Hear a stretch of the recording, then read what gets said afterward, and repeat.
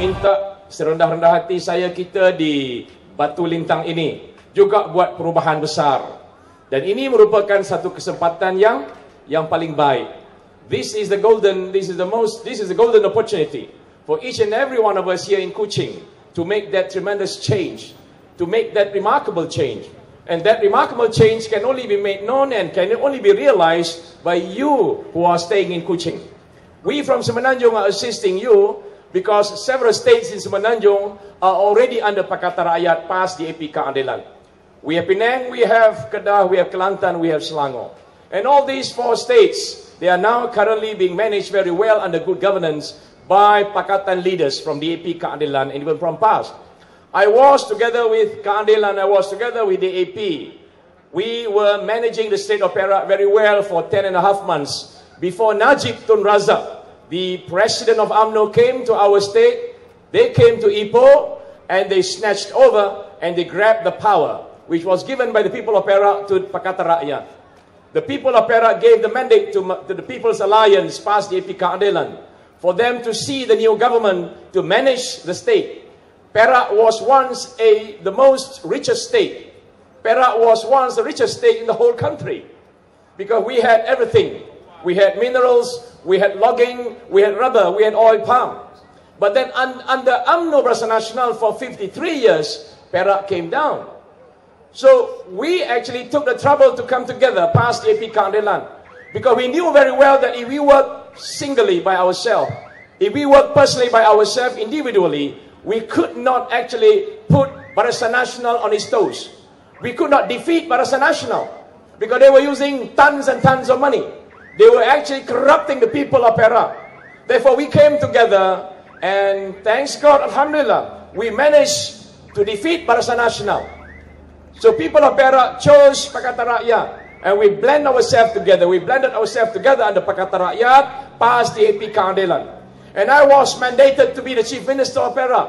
For 11 months, we managed the state very well on the basis, on the principles of accountability, on the principles of justice, on the principles of fair and equal distribution of the state's wealth.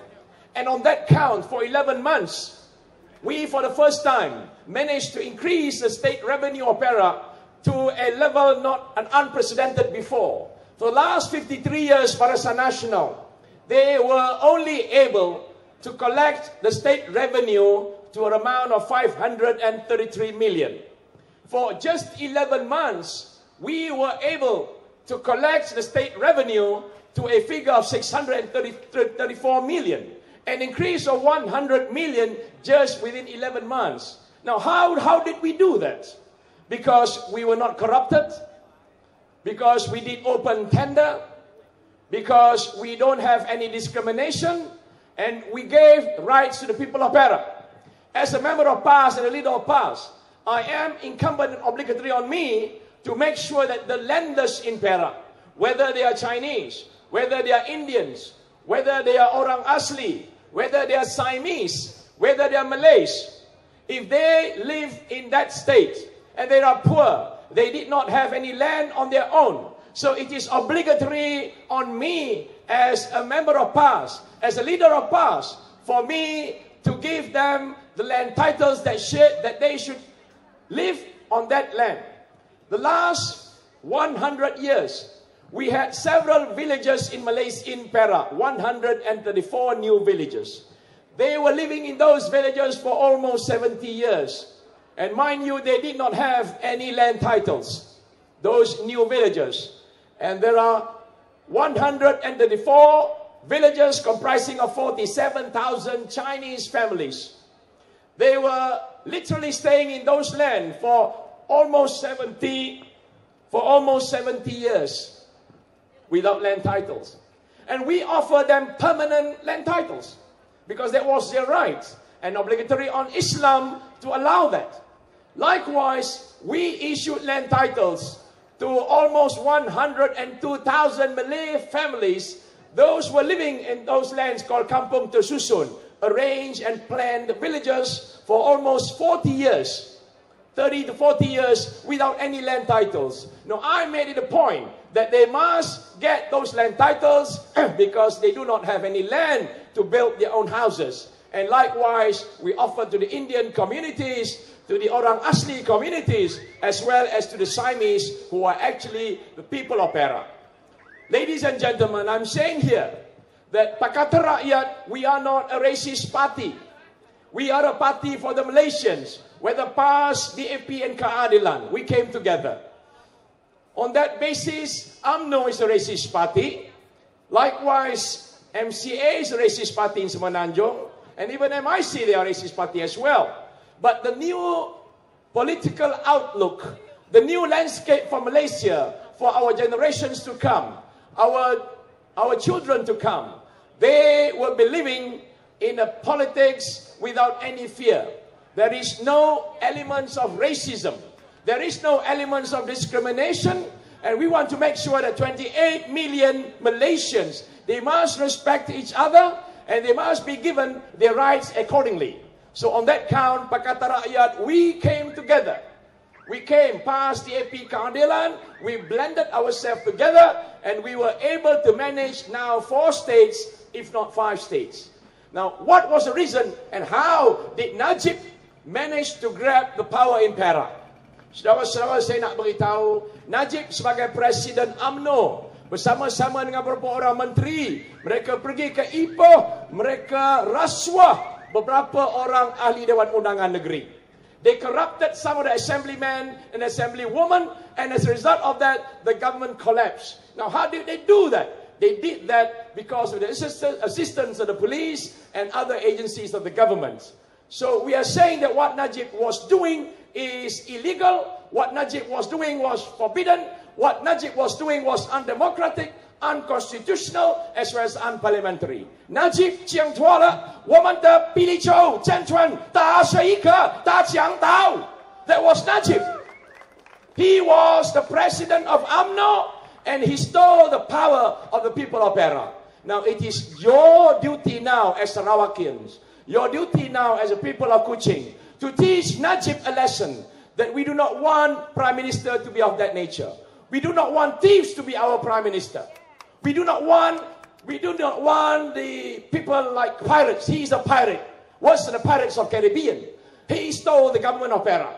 Therefore now, the Sarawakians must follow what we did in Cebu.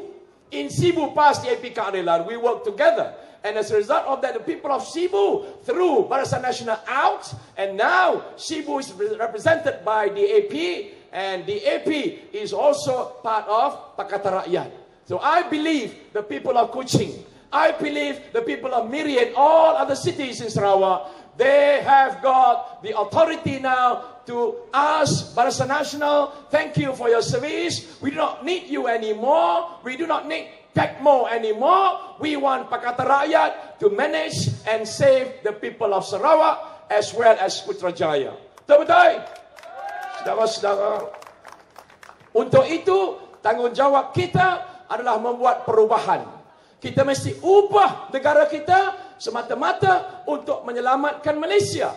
Kalau kita bagi lagi pada PACMO, kita bagi lagi pada UMNO Barisan Nasional di Putrajaya, maka kita tahu apa kesannya. Saudara-saudara, Najib as a president of UMNO, in one of the gatherings of UMNO in Putrajaya in PWTC, during his opening speech, you know what he said?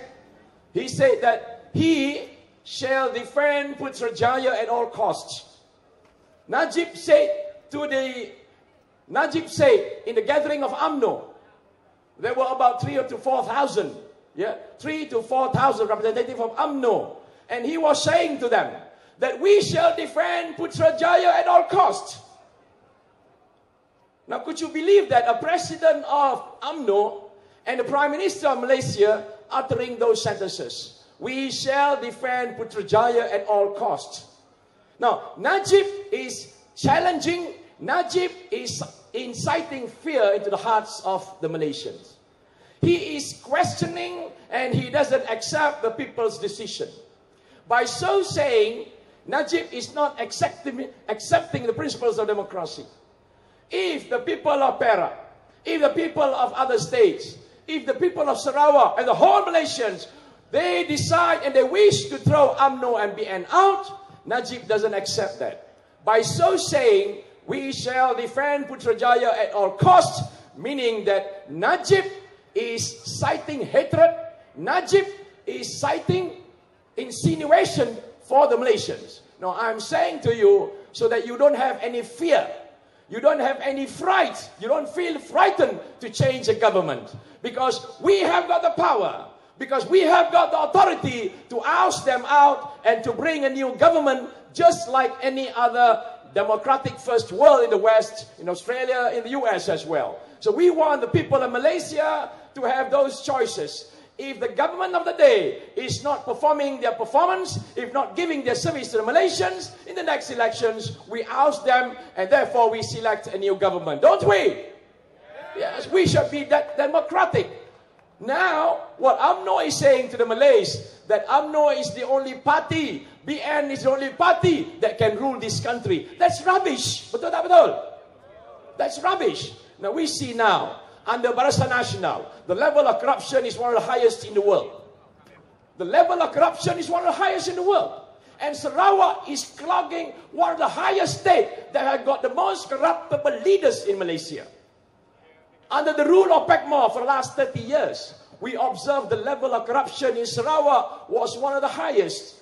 Let me tell you that the richest state in Malaysia, the whole of Malaysia, the richest state is Sarawak. Sarawak has got all the minerals deposit. Sarawak have got all the hydrocarbons underneath the stomach of Sarawak. But let me tell you that Sarawakians happen to be number 2 in the most is the poverty.